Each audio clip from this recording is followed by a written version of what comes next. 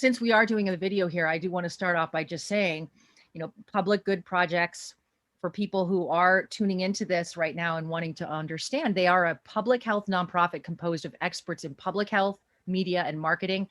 And this is an exciting thing that PGP, you as the CEO, the science and art of communication for change. What a fabulous bunch of words together, because it really spells out what you do, your vision and your mission. And I'll just take it right off your shoulders to have to read to tell your vision. But the vision is to solve the biggest health challenges by making them local, personal, simple to understand, and everyone's responsibility. And the mission to revolutionize public health communications so that business and public sector programs have greater impact and communities are healthier. So that's a good starting place to launch into my mining you for information. So, you select projects based on certain criteria and how it matches up with the criterion. So, Joe, let's start with why PGP decided to work with Martha's Vineyard and how PGP will help us. Well, we have a board member who lives on Martha's Vineyard, and I was actually visiting him. That's how I became familiar. I hadn't been there before, and because I was raised in California, so Martha's Vineyard was like this thing in movies that I had no personal experience with. It was, and it was always kind of mystical in my mind. And then I went and I visited. His name's Victor. I visited Victor, and he was taking me around the island, and he introduced me to the communities on the island and a bunch of his friends. And I, like everybody, just immediately fell in love with it. I think it really is a magical place. There's something special there. And he started talking. He was on a coalition, and he started talking about the issue with substance use on the island, and the fascinating dynamic between seasonality, the effect of seasonality on substance use, which I think there's a lot of economies that deal with a lot of tourism, of course, and seasonality, but the Martha's Vineyard being an island and its own unique culture is pretty unique. I think it impacts the island in really unique ways. And so that's sort of how it kind of got kicked off. In terms of how PGP selects what programs we work on, it has to be pretty large scale. So it has to, the programs have to affect a whole community or whole region. And then there has to be a backbone organization within a community that's already working on the topic that we're going to work on. So there has to be somebody that we can call every day, and who knows the community inside and out, because our role is really technical assistance. So we don't really come in and like open up an office, for example, and have PGP employees on every street corner doing things.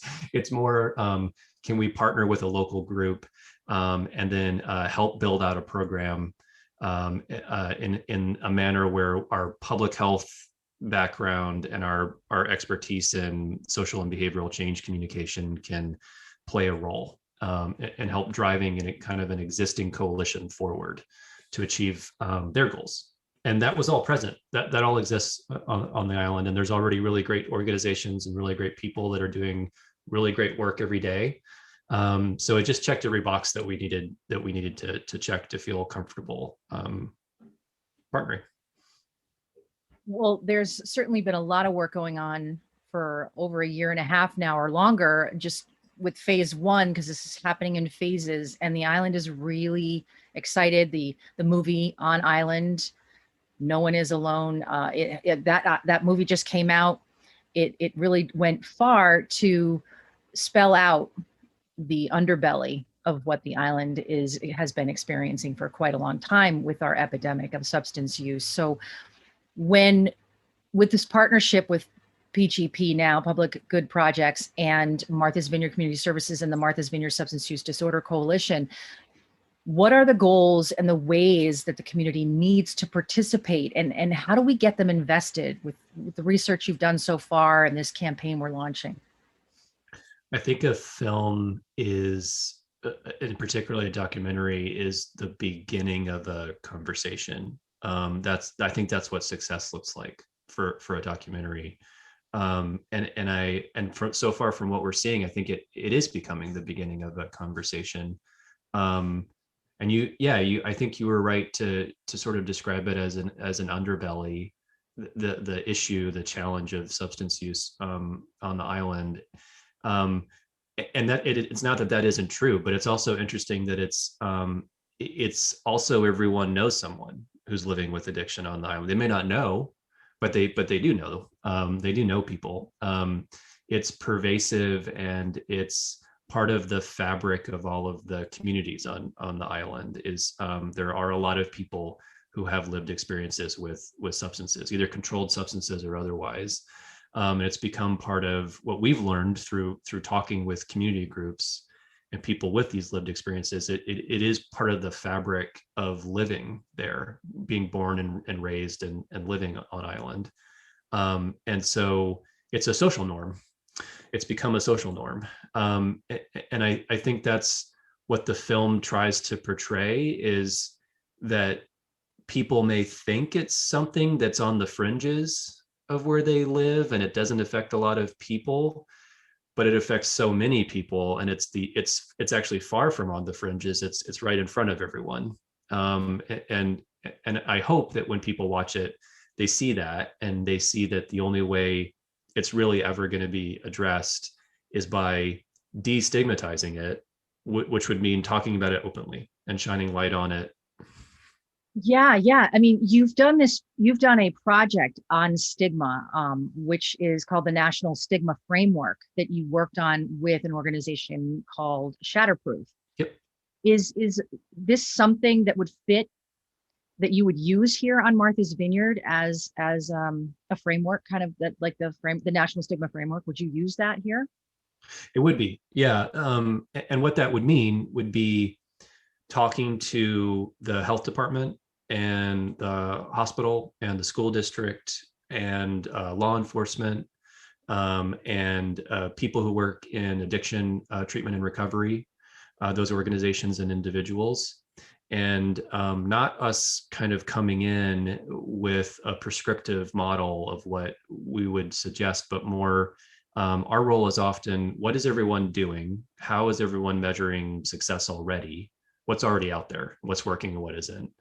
And then becoming a member of a backbone organization where we sort of build out a collective impact model where, okay, like, so we're all doing these things. Can we shift or nudge a little bit? And so can we just make sure we're all saying the same things and doing complementary efforts?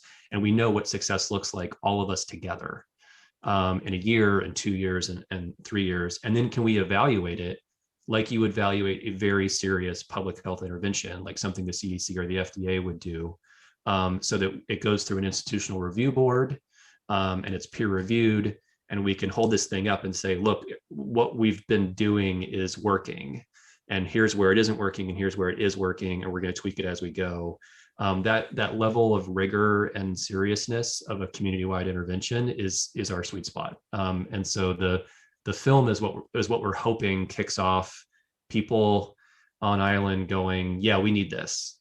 And like, let's address it. Let's actually all like put those bumper stickers on our cars and those lawn signs on our lawns, and let's donate and let's mobilize. And that's the intent. There's so many misconceptions out there about substance use that seem to kind of put up roadblocks, and they hurt the efforts of a lot of people to seek help. There's a lot of fishbowl effect of being Mhm. on the island.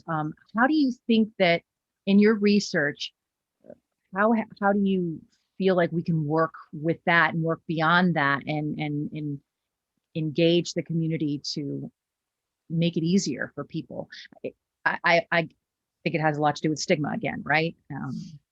But Yeah, if you yeah. look at all the serious research that's been done on addiction, and treatment and recovery, the main, what everything kind of ladders up to in terms of why people don't seek treatment or why people don't remain in recovery, why people don't get help as quickly as they should. It's stigma, and why communities don't build out support programs and prevention programs, not just Martha's Vineyard, but all communities.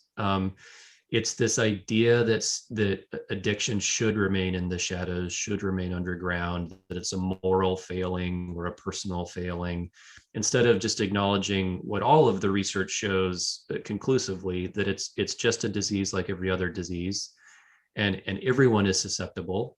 And everyone means literally everyone. It's CEOs, it's nurses, it's doctors, it's the auto mechanic, it's the firefighter, it's the teacher. It's everybody. Addiction doesn't discriminate. And that's certainly what you see when you go talk to people who are living with addiction. It's every single kind of person, every demographic is represented. It's not like what you see on HBO, where it's not like an episode of The Wire where it's like, oh yeah, it's a gang member. Very well. Yeah, they haven't depicted it very truthfully and honestly in yeah. Frame. Yeah. Yeah, we've sort of allowed as a society this myth to be perpetuated that it's always somebody that I would never choose to associate with, when actually the opposite is true. It really is like your friends and your neighbors and your coworkers, and they aren't talking about it because there's so much stigma. They don't want to lose their job, they don't want to lose your friendship, they don't want to lose the ability to date your son or daughter, they don't want to lose their, there's a big barrier between people sharing their experience and asking for help. How do we do that? There's a lot of people on the island that in the research that you did as well, that there's a concern about the permissiveness here on the island of drug use. And there's all kinds of research that Dr. Charlie Silverstein and you yourself have are well acquainted with, that show that just waiting until your mid-20s to do any kind of substance, have a drink or anything, can help with hereditary tendencies. But what about this permissive culture that we have here on the island? And I'm sure it's in other places too. Specific to the island, what have you found about the island? So much of it is driven by economic reasons and social reasons, and that's what I'm getting to when I'm saying it's a community decision on what to tolerate and what to build, to prevent. And then you're here to help us get to organize those efforts. Yeah, exactly. Yeah. And again, that's only because we're coming from a public health background. Yeah, I think when you say permissiveness, I think it's really taking a hard look at what culture on the island has become, and like hearing from teenagers, for example, who say that aside from the summer, they have absolutely nothing to do. There's nowhere for them to go. There's nothing for them to do. And so drinking and using substances becomes a necessity almost, to hear them talk about it. It's a way that they are passing time. And that's, we can roll our eyes at that and we can say, well, you just shouldn't do something. You just shouldn't drink, or you just shouldn't smoke marijuana. But that, of course, gets us nowhere, because it's not really addressing the real motivation behind it, the real reason people are doing things. Everybody always has a reason. And there are great organizations that are already working with youth in Martha's Vineyard. But I think what our role would be making sure that their programs are integrated with other organizations' programs, and that the whole island is looked at holistically, like as a community. How are we all moving forward, and what's going on over here? This other group over here knows about it, and we're all measuring success the same way. It might sound overly simple, but that's actually the real hard work of public health. Linking us all together, linking all of what's happening, and rooting out all the corners of people doing good work and just making it a cohesive unit. Exactly. Yeah. That makes a lot of sense. Yeah. So, when people are, there's obviously, this campaign is going to take a tremendous amount of monetary support and donations and things like that. So when we're out there asking for donations to this campaign, people will want to know what their money is helping, what are people funding when they donate. So what kind of change are we telling them that they will be helping to make? The first thing is just what we call establishing a baseline. So what is the current state of affairs? Like, what's the current use rates? What are people's current knowledge, attitudes, and behaviors around substances? Because in order to figure out what success means, we need to compare it to something. So what part of what they're paying for is a heavy evaluation. Like I said, again, something that is designed for scientific peer review and publication in scientific journals. Community members of Martha's Vineyard should be able to go to a conference on substance use and hold up the work that's being done in their community and have substance use researchers from around the world go, yes, you guys did it the right way. And actually, we're learning from you. That's the goal. And then it's also paying for the work of creating tailored communications. Teens, for example, need messengers that they trust and they view as credible, which are very different kinds of messengers than people living with addiction, for example, that are in their mid-40s, or people who would defer to a local health department or law enforcement, for example. There's people go to different people for different kinds of information. And so that kind of multi-pronged program where no matter who you are or where you live on the island or what you particularly care about or what your motivation is, the social norms you adhere to, there's an organization and there's individuals that are speaking to you in a way that you respect and understand and that speak to you. And that takes time and it takes resources. And I think that's what you would see reflected in a budget that would account for all of that. Is it's a big effort involving a lot of groups. It's evidence-based. It's moving forward with evidence and acquiring that evidence that we can show and say, this is the problem and this is why we need to address this because it's real. And so these donations that come in are going to actually fund the different phases that we need to eradicate all of the stigma and get people what they need on the island. Yeah, and it's the infrastructure behind it. For example, our program with the state of Pennsylvania right now is coordinating pretty much every treatment and recovery center in the entire state, making sure that everyone's moving in the same direction, that everyone's voice is being heard, that hundreds of individuals who have lived experience with addiction are sharing their stories and talking to their networks. And it's a massive movement at scale. And so that's what we're talking about doing on island. Are you the only organization of your kind out there? I think so. There are a lot of massive initiatives out there in the country and have really created a lot of change on various health crises. Yeah. I think what makes us unique is that it's not just we're not just talking about a media campaign, nor are we just talking about a research endeavor, nor are we helicoptering in and saying this is the thing that we're going to run here, whether you like it or not. Like forcing your ideas on people. You're literally working with the communities. Yep. So there's organizations that do each part of that. There's many of organizations that do each part of that. But I think what I would say humbly that differentiates us is the humility. I couldn't tell you what the program is going to exactly do right now as I'm talking to you, because that would actually be unethical from a public health point of view. I need to go talk to all the organizations that are already working in the community, and they need to tell me what our role can be to assist them. And then we need to come to a consensus. That's how this work is done rigorously and ethically. I think anybody who would come in and say, oh, well, I have the answer, is being very disingenuous. Irresponsible. So Yeah. it's really you're being guided to guide us. Yeah. I would say we're guiding each other. Yeah. It's like it's the circle. It's that Yeah. necessary and the open-mindedness of everybody in PGP, public good projects, to come into this community and engage with what's here and help us discover what we don't have that we need. Yep. Yeah. I think that's exactly well put. And it might be along the way. In fact, I'm sure it will be along the way.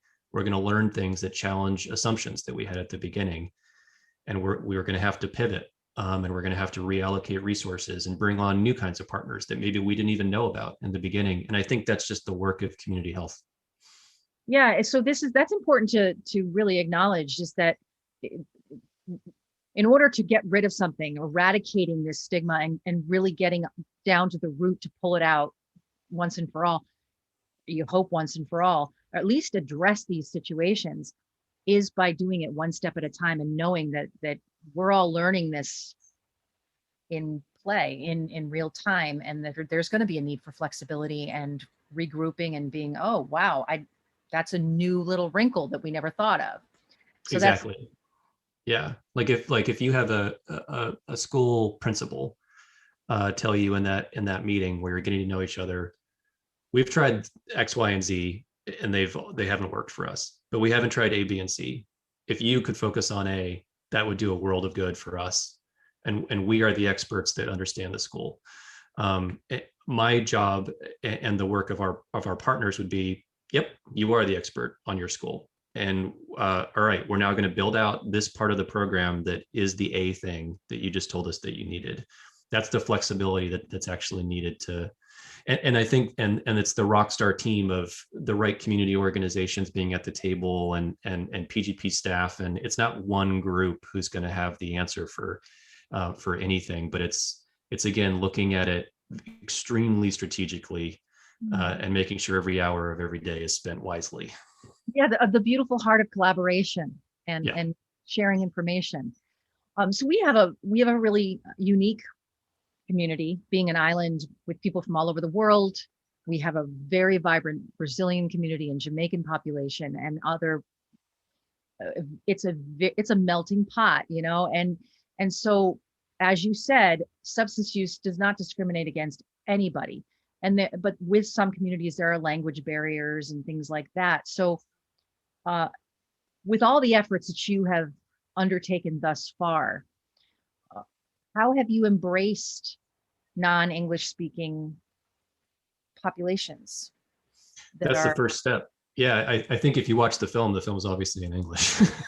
um, but the film isn't a community health program. The film is, like I said, the beginning of a conversation. A true community health program, the first thing that you do is you look at who lives here, who knows these communities better than anybody, who's already trusted, and then that's the first phone call you make, and that's who is sitting around that round table.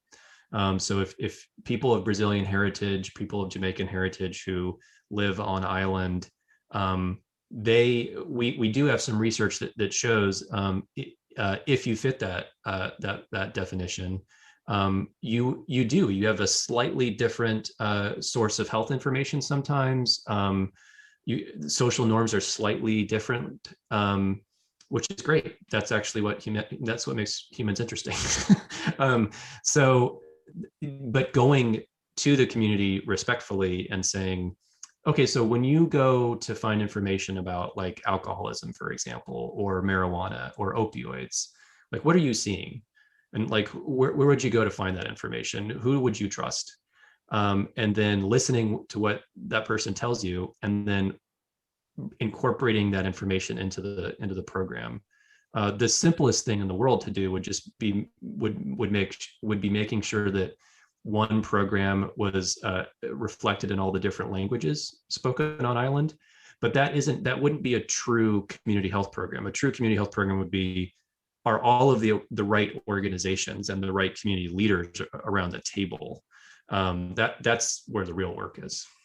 So it's all being that's part of the considerations in this plan, in this campaign, is to empower that aspect and that need, and find out again where those needs are not being met and help implement those.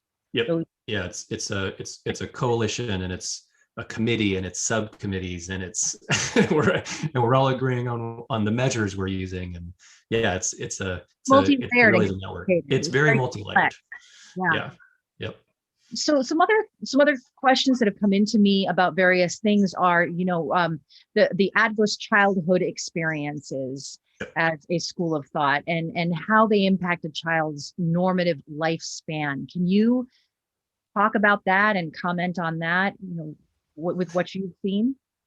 Yeah, adverse childhood experiences are, in public health, it's shortened to ACEs as an acronym. And ACEs is a fascinating body of research, because in public health we have these things called social determinants of health, things that are true in a community that lead to a health outcome, morbidity or mortality, illness or death. And ACEs, in the last couple of decades in particular, we have found that what a child experiences has a huge impact on their health outcomes as a teenager, and as an adult, and then as a older adult. A lot can be traced back to someone's experience as a kid.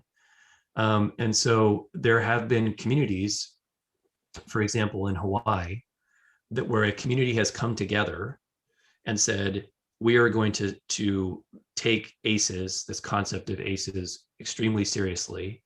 And we're going to build in interventions over the course of a person's lifespan. So when they're a toddler, we're going to make sure parents get these resources. Teens, we're going to make sure teens and parents get these resources. When someone's out of a home, we're going to make sure these resources exist. So they really kind of mapped out a whole person's lifespan and made sure that all along that journey, there were things that were being done. And they evaluated it really, really seriously. And they found that it made a huge impact, that health outcomes improved. And one of the main health outcomes that you measure if you're working on ACEs is a concept called resiliency. If you put in interventions in the right manner at the right age, you can create people who are more resilient when they are faced with adversity, when they are presented with, for example, offered substances. They have the internal fortitude to go, no thanks, my needs are being met in other ways. And that is, no matter what we do on Martha's Vineyard, ACEs are going to be informing it, because that concept of resilience, and we saw it in the film when we're talking to teens sitting around in a circle talking about their experiences. Resiliency is front and center. How do you make a community member who is just ready for just about anything? And part of that, it's not, no one is an island, as you said, that's the tagline of the film. It's acknowledging that what builds resiliency more than anything else is if someone knows that they live in a community where they are networked, and they have social networks within that community, and there are people that they know care about them, and there are services and programs and things to do. Resiliency increases every time. It's not all about just kind of individual one-on-one interventions. It's, do people who live here on island feel like they are networked into a community? And if we can achieve that, then a lot of other good things happen. Yeah. And I also love the way you worded that, the fact that a response that a young person can have is, no thanks, my needs are being met in other ways. I don't need that. I mean, that's a powerful statement. And to give that kind of language, as to a child at different stages of their life, that's powerful. You've seen what we have here on Martha's Vineyard to combat this huge issue of substance use, and I wonder if there's anything else that comes to mind that we might consider as we move forward, just anecdotally, because I know you've talked about us needing to work together as a team and throwing things out, and it's not really your position to dictate, but what are some things that you would suggest or that you see would work? I think a big one, and this isn't specific to any any town on Martha's Vineyard on the island, but it's so easy. Our knee-jerk reaction as people, and particularly people of a certain age, because of experiences we had in the 80s and 90s, when it came to drug prevention and substance use, things we were exposed to during our formative years. It's so easy to have your knee-jerk reaction be one of that increases stigma, that shames people for living with addiction or for experimenting with a substance, for quote needing that. So I think when people hear there's going to be a community health program focused on substance use, I would assume a lot of people would kind of go to like the DARE program of the 90s. Like, oh, we're going to scare people straight, and we're going to like shame people who are caught drunk driving, or like that kind of approach. That's actually the opposite of what we're talking about. What we're talking about, because there's no evidence anywhere that has ever worked. What does work though is that concept of community. So when someone is in need of help, are there services for them? And making sure that you address substance use by inserting hope, helping people understand that if you're in a recovery program, your treatment and your recovery is not actually likely, it's probable. If people stay in treatment programs, they will recover. It actually works. And that there are other things to do, and there are other ways to approach life than self-medicating, for example. But that doesn't come from you shouldn't do this and a lot of finger wagging. That comes from you don't even need to consider this because of all the other things that are going on in this community. We take care of each other here. And that's what they did in Hawaii, and to really great effect, and in other communities, is that we take care of each other here. Not we isolate you to the corners of the island because you made a mistake. Yeah, you're not a pariah. You're one of us, and we want to help you. Yeah. It maybe sounds like a simple thing, but it's actually the hardest thing in the world, but it really makes a huge difference. Everything seems to come back to stigma and really the community.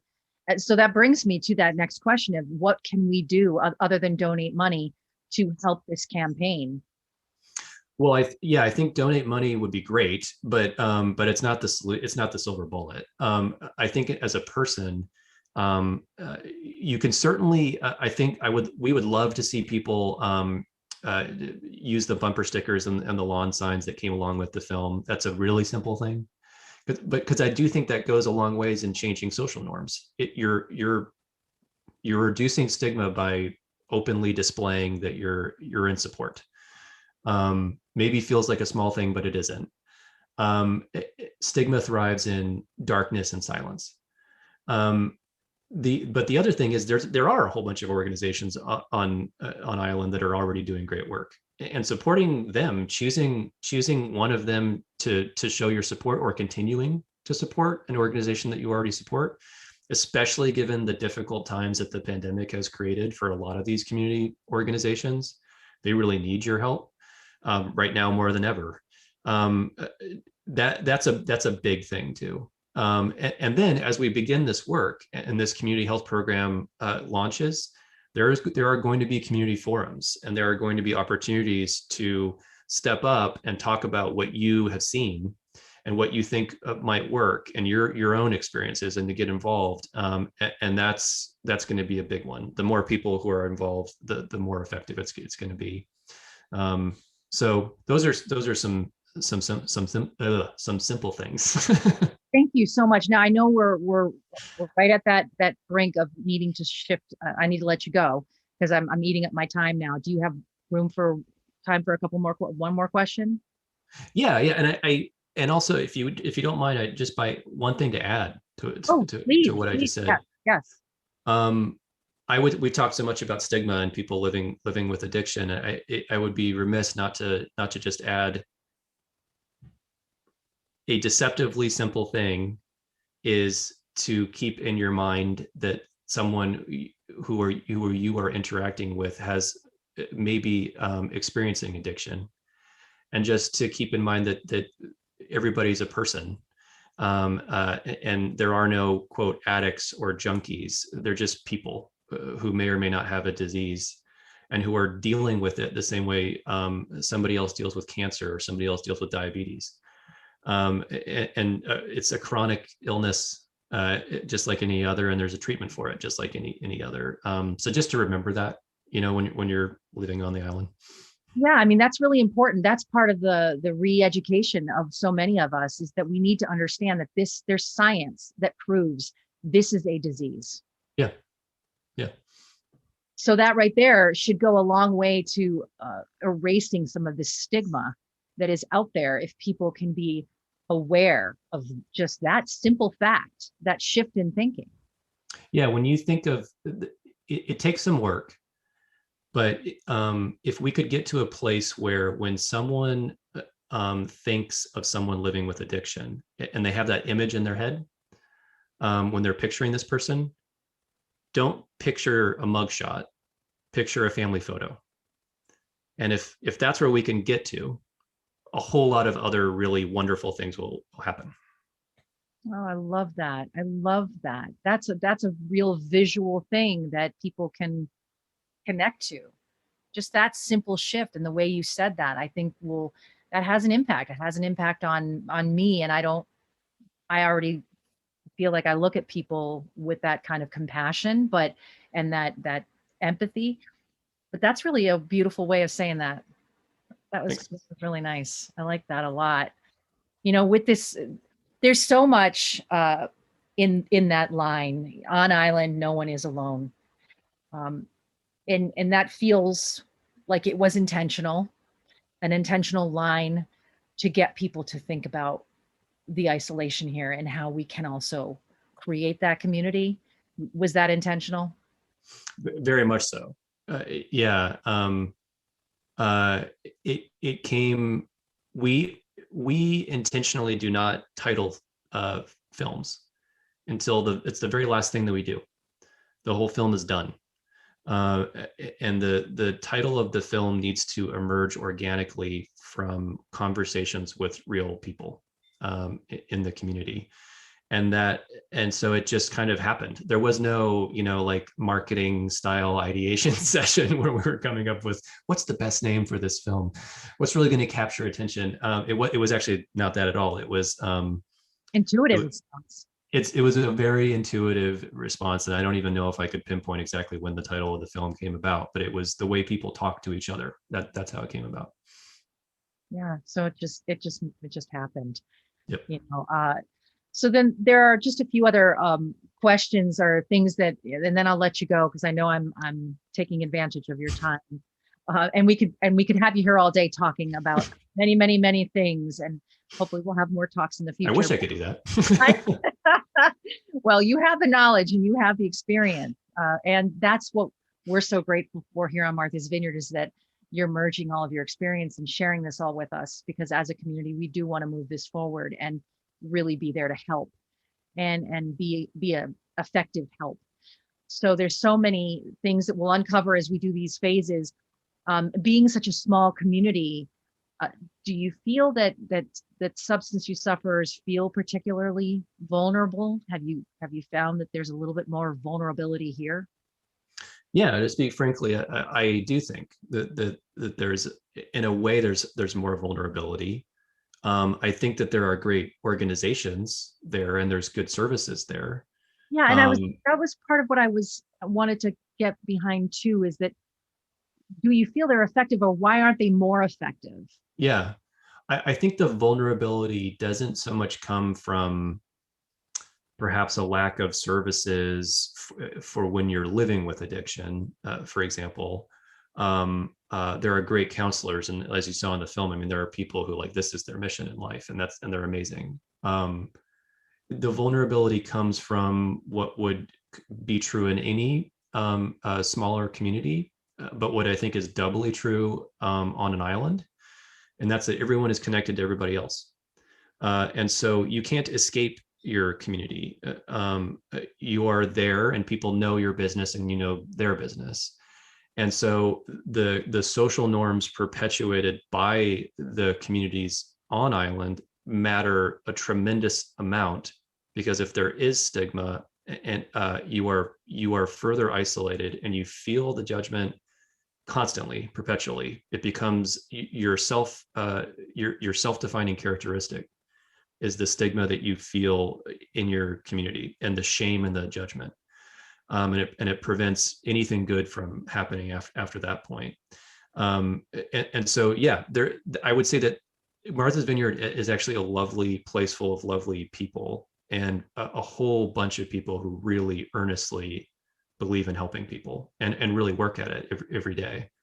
But no place being perfect. I would say that the one thing that the community could improve is an understanding that every social network really matters, and this, like we've been talking about, this concept of addiction moving to it's a disease, it's a treatable disease, and there are different motivations for it that all have merit. I think that's a difference that I've seen. Yeah, and I mean, a lot of this also, folds into the fact that when you are addicted to a substance, it's hard for you to not only shoulder the stigma of, but to even remember to keep appointments, and to even reach out and have the energy or the motivation to do that. So is that another area where PGP can come into this community and help establish or make known resources for people who are having issues getting their loved ones into treatment? Yeah, it's prevention and recovery. Is how I would describe a holistic community health program. And so, for example, to prevent the initiation of use, like to prevent teenagers from considering, that's a different kind of intervention than it is for people living with addiction who maybe aren't aware of all the resources that exist, and connecting those resources together. And again, there's good work being done there already. We wouldn't be creating all this from scratch. But yeah, for teens, it's what we talked about. There's a social norm around stigmatizing people who live with addiction, and there's a social norm around the acceptance of use, and this widespread belief, well, that's just what a teen does, is you have alcohol delivered to your door now. And house parties are just that's just what we do, is we get belligerently drunk as a teen here during winter. And that is a widely held, kind of understood social norm that is pervasive. So what do we do about it in a way that doesn't ostracize teens, and where teens are more than any other group part of the finding the solution? It isn't going to be me, Dr. Joe Smyser, telling teens what the solution is going to be. It's not, that's not it at all. It's how do you give teens the tools to come to a solution on their own, tell you what they need and give it to them. And then also supporting the organizations who already understand that and already work with teens every day. So it's coming in and helping us create what isn't here, and empowering what is here, and yep, connecting what's already here, and then building what isn't. Yep. So we've got a long road ahead of us, but it's a purposeful road. It's a road that has a lot of traction now, because there seems to be a lot of collaboration happening toward this goal. Yeah, collaboration is the key word, I think. Yep. Thank you so much. Now, what was your passion? How did you get into this? How did you become the CEO of this incredible organization? Oh, well, I got involved in public health. My parents were relief workers, so I saw firsthand the impact the community health work can have in a context that was abroad. And then I went into the Peace Corps after graduating undergrad, and I worked in community health around HIV/AIDS in sub-Saharan Africa. I was in Swaziland. And I saw community health workers, and I saw that the programs that worked the best were linking organizations together and working at common purpose in a respectful way that took into account social norms. And then I did my master's and my PhD in public health afterward.